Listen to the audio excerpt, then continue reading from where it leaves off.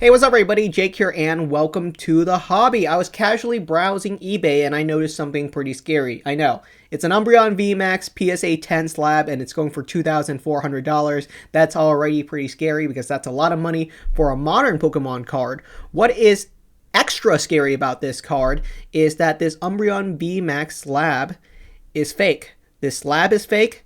The PSA grade on it is fake. The card itself is fake. There's absolutely nothing real about this card. Everything about it is fake. And the scary thing is, there's a lot of people bidding on it right now. There's 29 bids on it. It ends in 3 days. It's got $2,400 sitting on it. And people are probably going to continue to bid this card up, which is extra scary because there is no authentication guaranteed on this card. So people are bidding on this card because they think that this is a real card. And the fact that people are willing to dump that kind of money on a fake slab is very, very scary to me. So if you look at this card up close, there's so many signs of it being fake. This PSA insignia is completely wrong. This is not right at all. The font on the slab itself is fake. This is a completely incorrect font. All of it is not correct to me.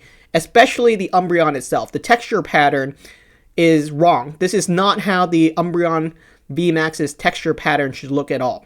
So everything about this card is incorrect. But people are already bidding on it because they believe that this is an authenticated slab. And this continues. I see other fake graded PSA slabs being bidded on. And these are so scary because for a new collector, they might think that this is real. It looks convincing enough to pass off as a real PSA slab. And you might think, well, all you got to do is type in this certification number into PSA and you can be able to verify if it's real or not. But the scary thing is if you type in that verification number into PSA, a real slab comes up. This is the real copy that actually exists. This is the real one. The one that you're looking at is fake. Whoever created this simply forged the label, forged the case, and put in a fake Giratina V. If you look at this card, you might be able to recognize that it's a little bit more fake than the previous one, just from this weird hollow pattern. This odd looking shine is not right at all, but it does have texturing on it.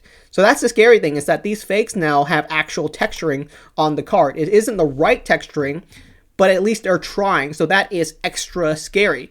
And I'm getting pretty good at picking up on fake graded cards when I look at them. I recognize them pretty quickly, but I know for a lot of collectors, these are scarily close to the real ones. And for someone that's new to the hobby, someone that's a bit more amateur, they could absolutely fall for these. I actually have a fake graded Pikachu right here in my hand.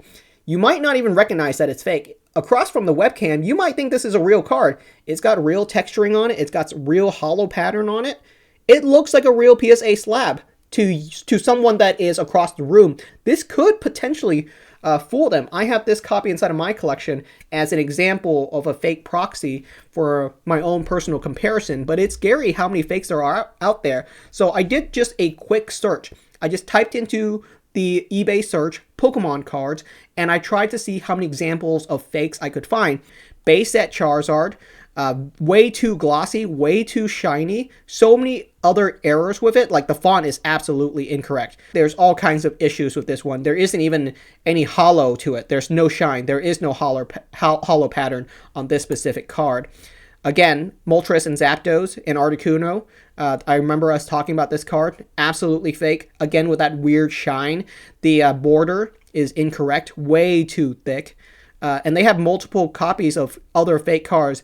Mewtwo and Mew, this card should be texturized. Again, with that weird hollow shine. All of these cards have very weird rainbow shine to them that look completely incorrect. The user, they only have a single sale. Very, very scary. And I just see so many examples of these. This user actually has 525 sales and 100% positive review. So this is simply probably someone that's selling a card that they are not experienced in. This is someone that probably regularly sells stuff on eBay and they don't even know that they have a fake card in here. Lucario GX, no texturing at all, way too shiny, completely incorrect. And this keeps on going. This Pikachu VMAX should fool no one. Like, super obvious fake, does not exist. A card of this texture pattern and this metallic shine doesn't exist anywhere. But you can see they're trying. There's actual texture on this card. There's actual details inside of it that make it look like it potentially could fool someone. And the crazy thing is, if I scroll down here, I see other Pikachu VMAX that are all fake. This one, super obvious fake. The texture pattern, dead giveaway. Again with this one, metallic, completely incorrect. I think this one is real. Let's look at this one to see if it's real. This one is real. So this is the real version of the Pikachu VMAX. Actual texture pattern, looks very solid. The user who's selling it, 8,517 sales with 99% positive review. This is a real seller with a real Pikachu VMAX. A little bit damaged, but real. So easily, 2/3 of these are already fakes. That's how crazy it is and how many fakes there are. And now we got graded fakes to look at. The market is just getting extra scary.